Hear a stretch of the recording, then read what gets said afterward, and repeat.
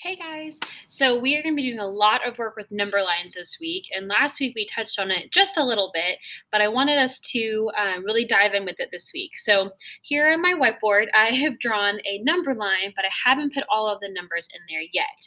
And before I jump into that, I want us to remember what a number line is. A number line is kind of what it sounds like. It's a line filled with numbers. And we use this when we did a lot of adding and subtracting, so this might be a little bit familiar. And the reason we use this tool is because it helps us to see numbers in order from smallest to biggest.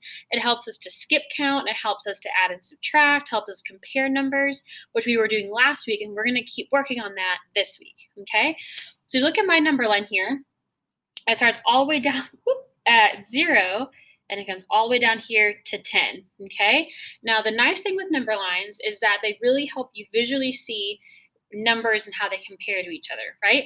So number 0 is way down here at the front of it, and then the number 10 is way down here at the end. Notice that they're not by each other because I know that 0 and 10, they don't go together when you're counting your numbers, they don't go right next to each other. They're a little bit farther apart, right? And then I have a few of these little lines here. These are where some of our numbers are going to be going that we'll fill in here in a second. And then I wrote a 3, an 8, and a 10 just to kind of give us a feel of where numbers are going to go. Okay.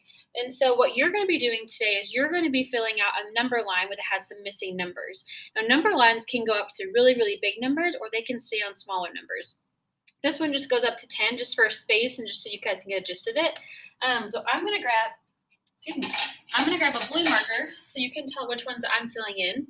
All right. So I know that if this is 0 and this is 10, as I go up my number line, my numbers are going to get greater. And as I go down my number line, they're going to get smaller. Okay. And so what I'm going to do is I'm going to fill in these blanks, fill in the numbers that are missing. And so how I'm going to do that is I know I'm going to start here at 0. Well, if I'm counting on from 0, the first number that comes after 0 is 1. So I'm going to fill in the number 1 right here. All right. Now I notice there's a little gap right here between the 1 and the 3. I wonder what comes after 1. Let's see. 0, 1, 2. Okay. So 2 goes here. So now I go 0, 1, 2, 3, 4, and then comes 5. And then comes 6, and then comes 7, 8. Okay, that matches up. And then this blank between 8 and 10. What's the number that comes between 8 and 10 is 9. So I'm going to fill in 9 right here. All right, so now I have a full completed number line. Now this one, like I said, this was a really small one. You're going to be seeing some number lines with bigger numbers, right? And so if you guys have a hundreds chart lying around, you can print one off online. That might be able to help you just to see numbers in order and which number comes next. Right now with 1 to 10, those are pretty easy.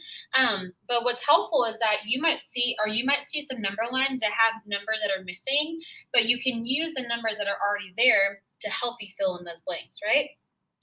And so this week, like I said, we're going to be working a lot with our number lines and using them to help us compare numbers, help us to order numbers from smallest to greatest. Sorry about that.